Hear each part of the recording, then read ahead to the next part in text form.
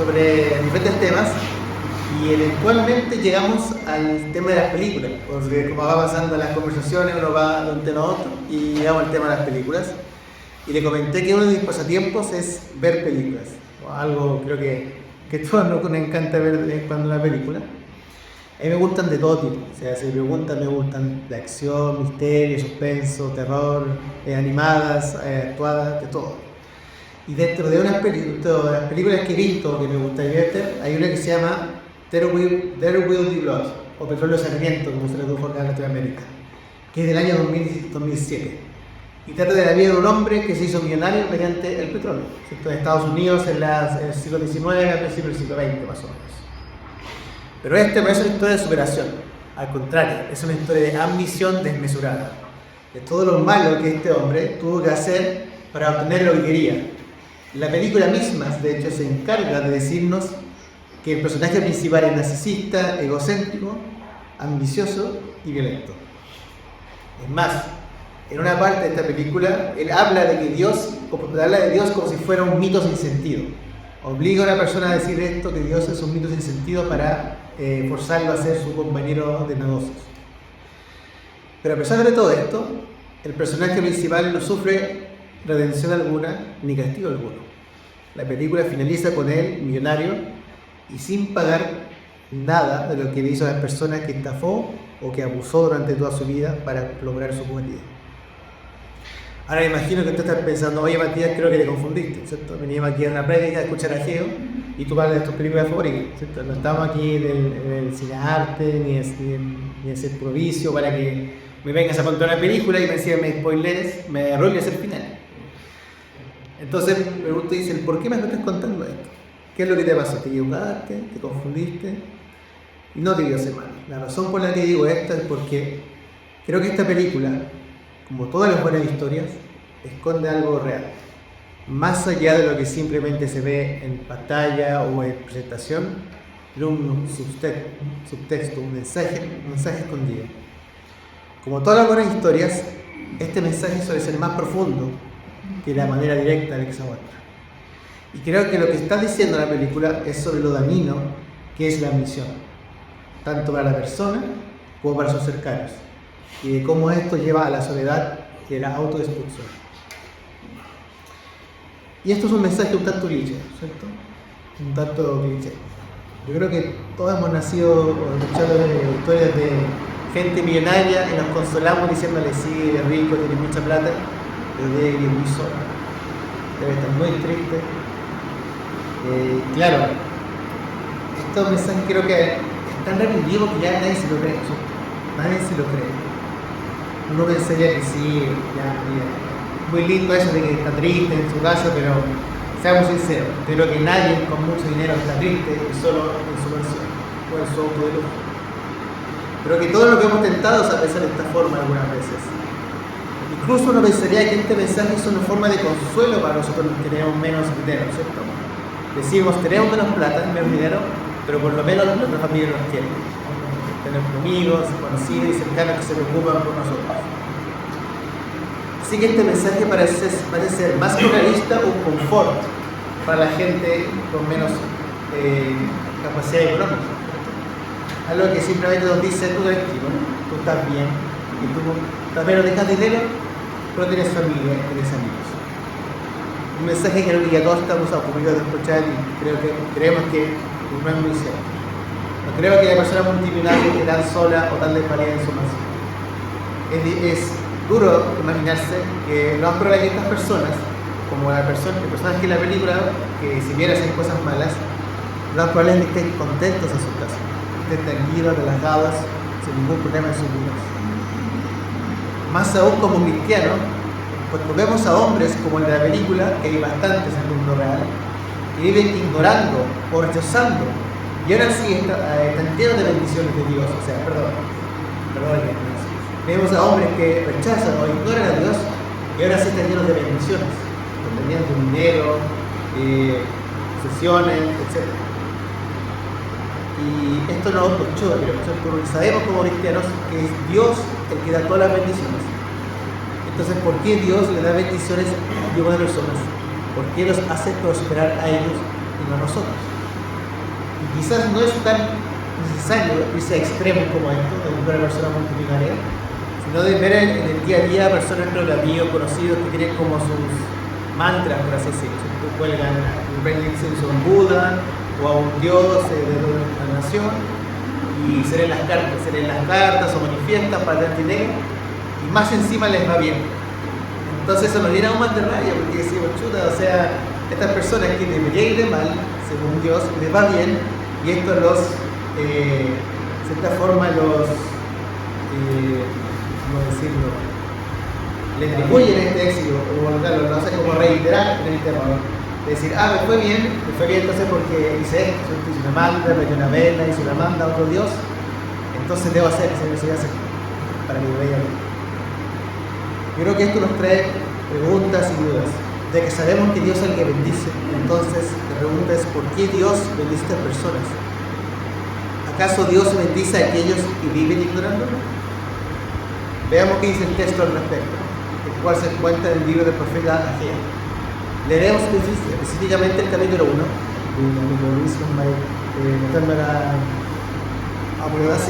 empezando así que, popular. Tiramos una mano. Otra más, ahí se ve. Entonces veamos qué dice el libro de Ageo. El año segundo del rey Darío, en el mes sexto, el día primero del mes, vino la palabra del Señor por medio del profeta Ageo a Zorobabel, hijo de Salatiel, gobernador de Judá, y al sumo sacerdote Josué, hijo de Josadá. Así dice el Señor de los ejércitos. Este pueblo le dice, no ha llegado el tiempo que la casa del Señor sea reedificada. Entonces vino la palabra del Señor por medio del profeta Ageo. ¿Es acaso tiempo para que ustedes habiten en sus casas artesonadas mientras esta casa está desolada? Ahora pues, así dice el Señor de los ejércitos, consideren bien sus caminos, siembran mucho, pero recogen poco, comen, pero no hay suficiente para que se sacien, beben, pero no hay suficiente para que se embriaguen, se visten, pero nadie se calienta, y el que recibe salario en bolsa rota. Así dice el Señor de los ejércitos, consideren bien sus caminos, suban al monte, traigan madera y edifiquen el templo, para que en agrade de él y yo sea edificado, dice el Señor. Yo lo advierto. Esperan mucho, pero hay poco. Y lo que traen a casa, yo lo advierto. ¿Por qué? Declara el Señor de los ejércitos. Por causa mía, por causa de mi casa que está desolada, y tras cada uno de ustedes corra a su casa. Por tanto, por causa de ustedes, los cielos han retenido su rocío, y la tierra ha retenido su fruto. Llamé a la sequía sobre la tierra, sobre los montes, sobre el trigo, sobre el vino nuevo, sobre el aceite, sobre todo lo que produce la tierra, sobre los hombres, sobre el ganado y sobre todo el trabajo de sus manos. Entonces Zorobabel, hijo de Salatiel, el sumo sacerdote Josué, hijo de Josadá, y el remanente del pueblo obedecieron la voz del Señor, su Dios, y las palabras del profeta Ageo, como el Señor su Dios le había mandado, y temió el pueblo delante del Señor. Entonces Ageo, mensajero del Señor, por mandato del Señor, habló al pueblo: yo estoy con ustedes, declara el Señor. Y el Señor despertó el espíritu de Zorobabel, hijo de Salatiel, gobernador de Judá, y el espíritu del sumo sacerdote Josué, hijo de Josadá, y el espíritu de todo el remanente del pueblo. Así que vinieron y comenzaron la obra de la casa del Señor, los ejércitos judíos, el día 24 del mes sexto, en el año segundo del rey Darío. Hermanos, esta es palabra de Dios. Gracias. Ageo, para empezar, creo que siempre es importante decir el contexto donde estamos, ¿cierto? Este mensaje parece extraño si lo leemos descontextualizado.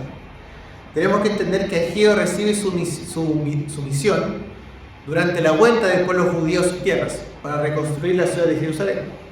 Como sabemos, el pueblo judío había recibido el permiso por parte del rey el rey persa Sirio el Grande, para volver a sus tierras y reconstruir sus ciudades. Esto es lo que se describe en los libros de Esdras y Nehemías. Si alguna vez tienen esa oportunidad, ahí se describe esa historia de cómo el rey Sirio, bueno, aquí será del rey Darío que fue el sucesor de ese, pero el rey Sirio fue el que dio la primera orden de poder ir a sus tierras, reconstruir sus templos y sus casas. Y es fácil imaginarse la felicidad que debieron haber sentido los judíos al poder volver a sus tierras. Ellos habían estado fuera de sus tierras, exiliados durante 70 años aproximadamente. Las expectativas por un renacer de su nación eran altas.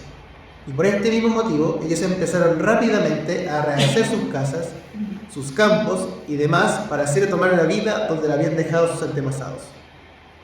El problema con esto es que la reconstrucción no fue fácil. No por falta de voluntad, sino porque todos sus esfuerzos parecían ser infructuosos. Nada de lo que hacían necesitaría fruto tanto de sus empresas como de sus campos, que es lo que se narra el profeta Ageo en el primer capítulo. Y en medio de esta confusión es donde Dios envía a Ageo, le envía un mensaje a entender al pueblo de por qué pasa esto, por qué a pesar de sus esfuerzos ellos no son recompensados. Él le revela que la razón por la que la tierra no prospera es porque los judíos no estaban cumpliendo con su pacto, y que el castigo que estaban recibiendo es el que Dios había prometido en el libro de Deuteronomio, específicamente en el capítulo 28, los versículos 22 al 40. Si ustedes tienen tiempo y leen ese capítulo de esos versículos, se van a dar cuenta que el castigo por no cumplir el pacto es justamente lo que está en el libro de Ageo, que Dios no les dará su fruto, refrendará su rocío, comerán y sus cosas se sacarán, que es efectivamente lo que Ageo está narrando al pueblo de Israel. Y él le recuerda que la razón por la que no están cumpliendo su pacto es porque todavía no han restaurado la casa de Dios, el templo, que es como parte del libro de Ageo, ¿cierto? Parte diciendo que, si podemos buscar mi sitio, por favor. Sí. ¿Cuántos libros? ¿Va para acá?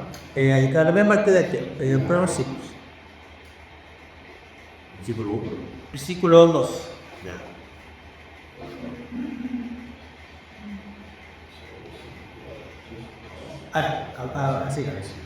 Así dice el Señor los ejércitos, dice, no ha llegado el tiempo de que la casa del Señor sea reedificada.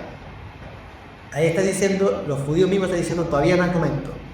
Todavía no es momento de que pongamos nuestros esfuerzos en reconstruir el templo de Dios. Primero, lo que dicen sus corazones, reconstruyamos las casas, nuestros cascos y todos nuestros bienes materiales para después dedicarnos a reconstruir el templo de Dios. Lo cual parece lógico desde un punto de vista humano, ¿cierto? O sea, primero lo primero, como uno siempre dice. Primero tengo que sustentarme, ¿no es cierto? Asegurarme de que yo y todos mis seres queridos estén bien, y luego me dedico a otras cosas. En este caso, esas otras cosas era reedificar el templo de Dios. Y esta es una tergiversación de las prioridades del pueblo de Dios. No es ellos los que bendicen la tierra con sus esfuerzos, sino es Dios el que bendice la tierra. Por lo tanto, ellos dicen ser fieles a Dios, cumplir sus mandamientos, pero no lo están haciendo, porque ellos no ponen su prioridad en, efectivamente, cumplir su pacto con Dios. Ellos no están poniendo a Dios como su prioridad, sino que están poniendo sus casas, sus posesiones, antes que Él. Y eso lo demuestran al no reconstruir su templo. Y es por esto que Dios los juega como culpables de no cumplir el pacto. Este mensaje, como leemos al final, al parecer fue lo suficientemente fuerte para que el pueblo de Israel dejara de un lado la reconstrucción de las casas, de las ciudades, para volver a rehacer el templo. Creo que en los últimos versículos. ¿Cuál? Del 12, la que es el día. Entonces con Zorobabel, yo estaba esperando a Zorobabel, que era uno de los sirvientes de David, entonces era como los reyes de Israel, y Josué, el sumo sacerdote, que eran como las dos autoridades principales, y todo el remanente efectivamente escuchó, siguiente por favor, y obedecieron lo que decía. Y las palabras del profeta Ageo, entonces lo que habían, tomaron este mensaje en serio y fueron a reconstruir el templo de Dios. Pero la historia no termina aquí. Ageo es un libro de 2 capítulos. El primer capítulo se muestra el castigo y la consecuencia de no cumplir el pacto, y que definitivamente el pueblo de Israel parece que respondió a la voz del Señor y fue a reconstruir su templo. Pero si uno lee el libro siguiente, se da cuenta que la gente, los ancianos que habían sobrevivido al exilio, que habían visto el templo antiguo, al ver este nuevo templo se lamentaban. Decían que no les llegaban ni los talones de los que habían de los templos anteriores. Y uno se pregunta entonces, ¿por qué pasa esto? ¿Acaso los israelitas no eran tan algunos arquitectos como eran antes? La respuesta no es esa. Lo que pasa realmente es que Dios no ha derramado su presencia en el templo, lo cual es un sinónimo de decir que Dios todavía no ha bendecido a los israelitas. A pesar de que ellos efectivamente reconstruyeron el templo físicamente, Dios aún no habita con ellos. Dios todavía no los considera cumplidores del pacto, por lo tanto no se va a acercar a su pueblo, no va a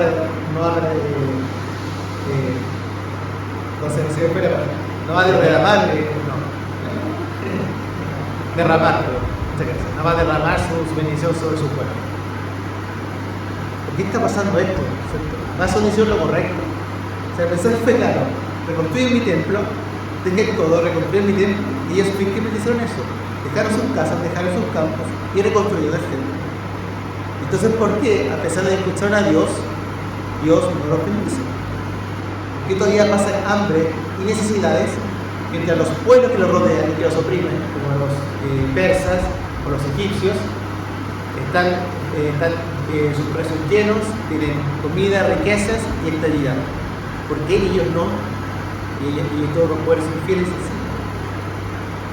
Y la respuesta es que los israelitas no estarán realmente cumpliendo con su pacto.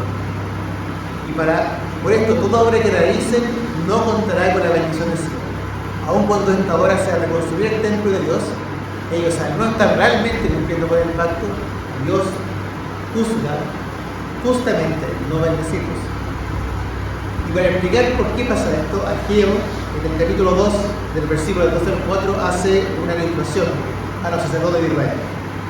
Les explica que de la misma manera, como dice Levítico, si yo toco algo contaminado, yo estoy contaminado, y después yo puedo traspasar esa contaminación a otra cosa.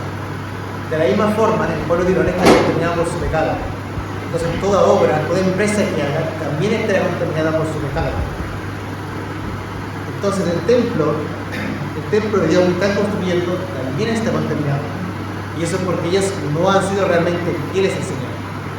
Su ímpetu por reconstruir el templo no es por servir al Señor, no es por serle fiel a Él, sino es para recibir bendiciones de Él.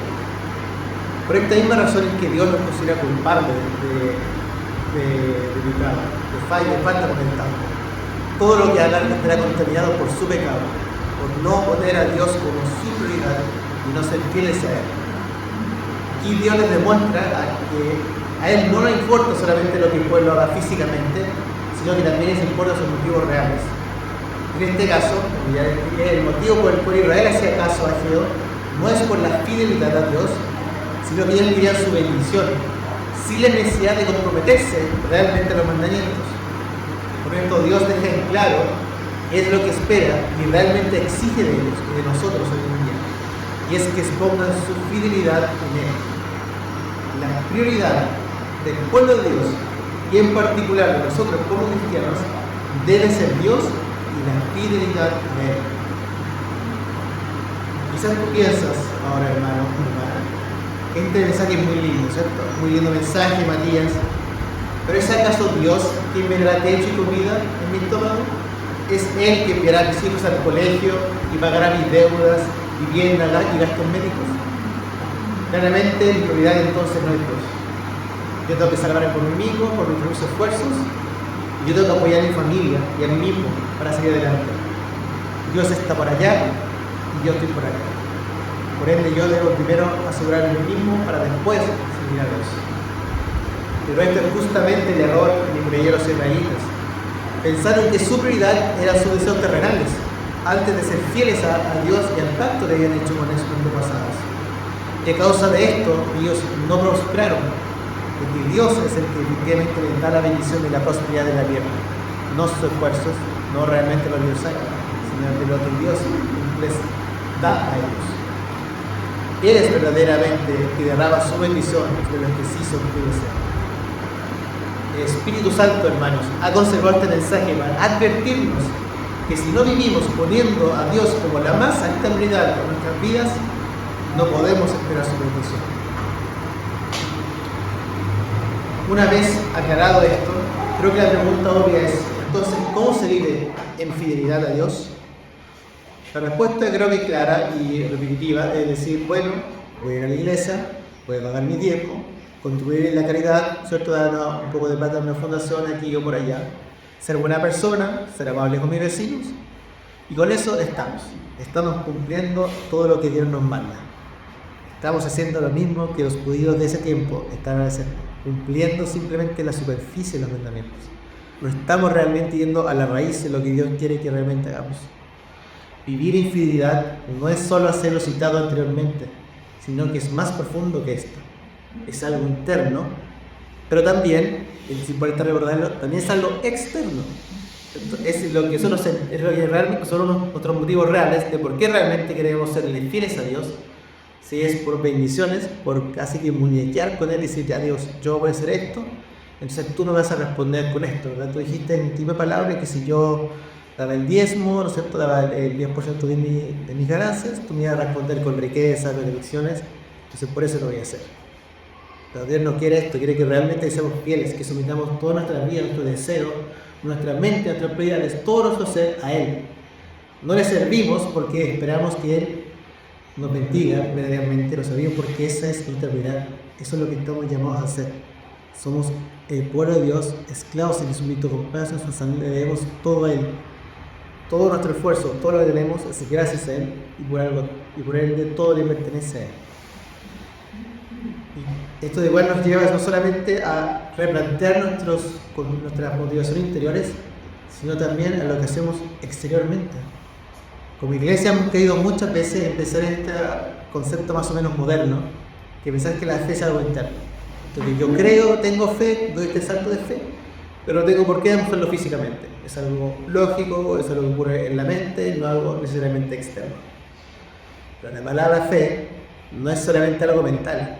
En los textos antiguos la palabra fe se asemeja a la palabra fidelidad, a ser fieles a Dios y a lo que Él nos manda a hacer, lo cual es vivir de acuerdo a lo que Dios desea y no a lo que nosotros deseamos.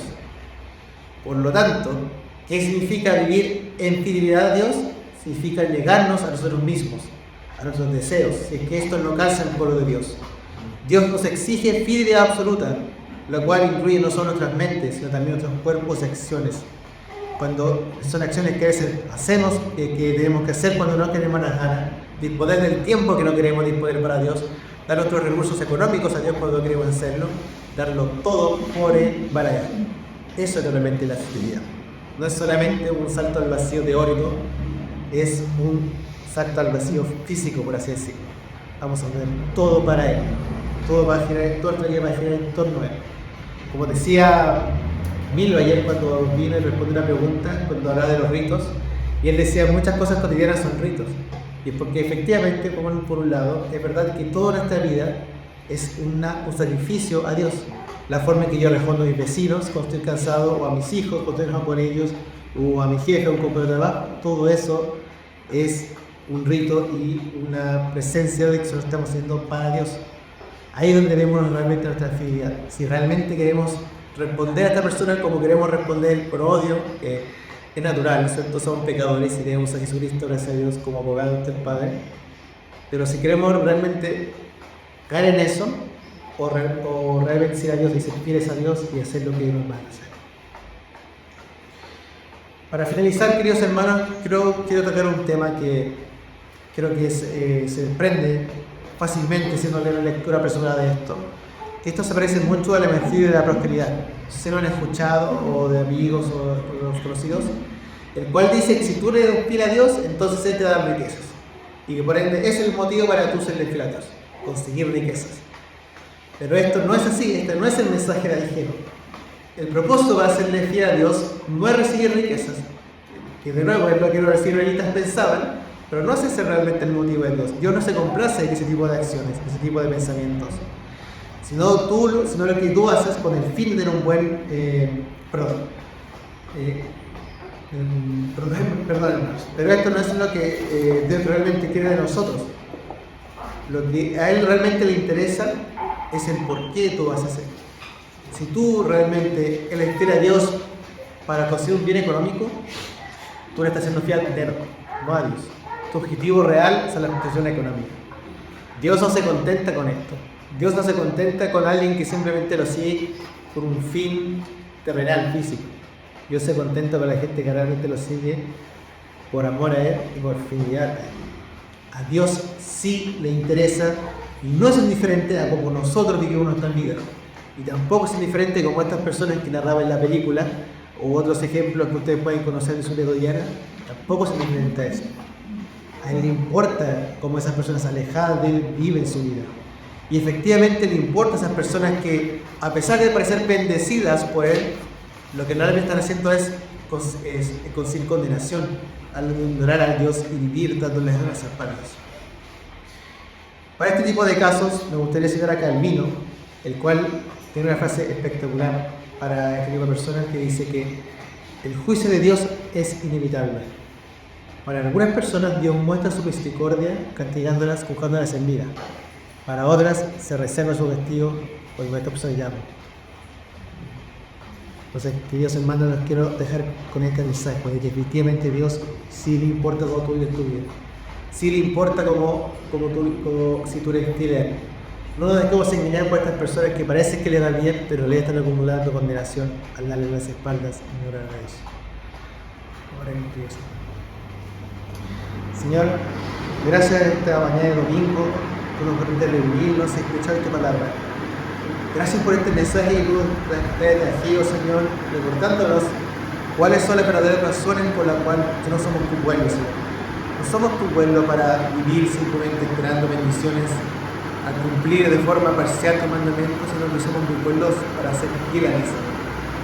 Permite que esta verdad cale fuerte en nuestros corazones y vayamos en fidelidad, una vez saliendo de aquí y del día a día esto, recordando que todo lo que hacemos es un sacrificio, la vida entera que le justo son nosotros. Pon esta verdad fuerte en nuestros corazones y permítenos vivir esto de acuerdo a tu palabra. Nos unimos en el nombre de Jesucristo.